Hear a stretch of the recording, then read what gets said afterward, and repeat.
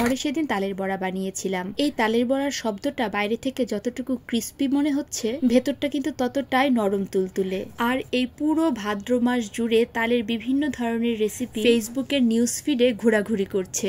অনেকে কিন্তু এই তালের বড়াকে তালের পিঠাও বলে থাকে। তালের এত মিষ্টি সুগন্ধ, তাল দিয়ে যাই বানানো হোক না কেন সেটা খেতে দুর্দান্ত হয়। তো যাই হোক, আমি চলে এসেছি একদম মূল রেসিপিতে। আমি এখানে তালের রস নিয়ে নিয়েছি, আর তার মধ্যে বেশ কিছুটা নারিকেল গুঁড়ো অনেক আগে থেকেই মিশিয়ে রেখেছিলাম। নারিকেল গুঁড়োটা কিন্তু একদম অপশনাল, যারা নারিকেল পছন্দ করেন না তাদের না দিলেও চলবে। এইবার এতে ভিজিয়ে রাখা সুজি দিয়ে দিচ্ছি। তালের রস নিয়ে সবসময় আমি কিন্তু সুজি ব্যবহার করি। এইবার আমি এখানে চিনি দিয়ে দিলাম। চিনিটা যার যার টেস্ট অনুযায়ী দেয়াই ভালো। তারপর এতে দিয়ে দিলাম পরিমাণ মতো চালের গুঁড়ো আর ময়দা। কেউ চাইলে কিন্তু এখানে আটাও ব্যবহার করতে পারেন, তবে আমি ময়দা ব্যবহার করেছি।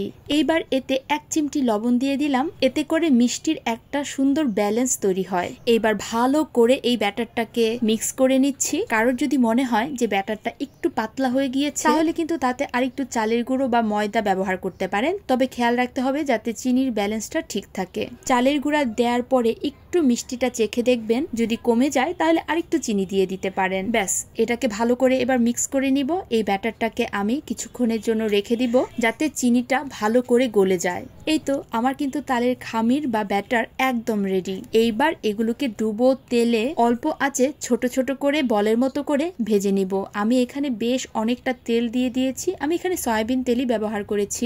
আর এই যে হাতের আঙুলের ডগা দিয়ে পরিমাণ মতো খামির নিয়ে ডুবো তেলের মধ্যে ছেড়ে দিচ্ছি। আর দেওয়ার সাথে সাথে কিন্তু দেখতেই পাচ্ছেন যে তালের বড়াগুলো কি সুন্দর করে তেলের উপরে ফুলে ফুলে উঠছে। আমি ডুবো তেলে তালের বড়াগুলো ছাড়তে থাকি। আর নতুন একটা জিনিস তোমাদের সাথে শেয়ার করি। আমি না এখন থেকে ভেবেছি যে আমার প্রতিটা লং ভিডিওতে যারা কমেন্ট করবে, তাদের থেকে যে 3 জনের কমেন্ট আমার খুব বেশি পছন্দ হবে, তাদেরকে আমি আমার ভিডিওতে মেনশন করে দিব। তো প্রথম দিদির নাম হচ্ছে আয়েশা ডালিয়া ব্লগ, দ্বিতীয় জন হচ্ছে প্রেয়সী বিউটি পার্লার, তৃতীয় জন হচ্ছে পথ চলতি। আর তাদেরকে কিন্তু আমি আমার কমেন্ট বক্সে মেনশন করেও দিব। তোমরা চাইলে তাদের পেজটা ঘুরে আসতে পারো।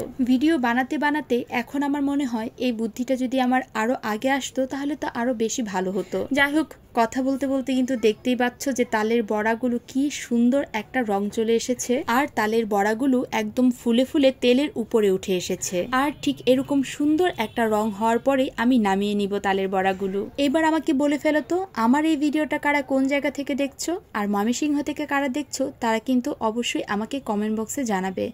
আর আমার এই ভিডিওটা ভালো লেগে থাকলে অবশ্যই লাইক আর কমেন্ট করবে। আর আমার পেজটাকে ফলো করে দিতে কিন্তু একদম ভুলবে না। এটা কিন্তু আমি 2 নাম্বার ব্যাচ ভাজছি। তেলে দেওয়ার সাথে সাথে একদম কি সুন্দর করে যে ফুলে উঠছিল তা তো তোমরা ভিডিওতে দেখেই বুঝতে পারছো। আর এইভাবেই আমি তালের বড়াগুলো খুব সুন্দর করে ভেজে নিয়েছি। আমি এখানে মোট 5টা ব্যাচে ভেজেছি। আমি কিন্তু বড়াগুলো খুব বেশি বড়ও করিনি, আবার খুব বেশি ছোটও করিনি। সুন্দর একটা মাঝারি সাইজের মধ্যে বড়াগুলো ভেজে নিয়েছি। আচ্ছা, তালের রস দিয়ে কারা কোনটা খেতে বেশি পছন্দ করেন বলুন তো? তালের ক্ষীর, তালের মালপোয়া নাকি তালের বড়া? আমার কিন্তু সবচেয়ে বেশি পছন্দ তালের বড়া। ব্যাস, আমার কিন্তু তালের বড়াগুলো একদম রেডি। কি সুন্দর একটা রং এসেছে, আর খেতেও কিন্তু হয়েছিল দুর্দান্ত। আর শব্দটা শুনে তো তোমরা বুঝতেই পারছো, বাইরেটা যতটা ক্রিস্পি, ভেতরটা কিন্তু ততটাই নরম তুলতুলে। আমি এখানে কয়েকটা তালের বড়া ভেঙে দেখাচ্ছি। ভেতরটা অনেক সফট, অনেক তুলতুলে, আর মুখে দিলেই মনে হয় মিলিয়ে যাচ্ছে। তো আজকের এই তালের বড়া রেসিপিটা এই পর্যন্তই। ভিডিওটা ভালো লাগলে অবশ্যই কিন্তু টাইমলাইনে শেয়ার করে রাখতে পারেন, নয়তো বা সেভ করেও রাখতে পারেন। তো আজকের মতো এইখানেই। So tata.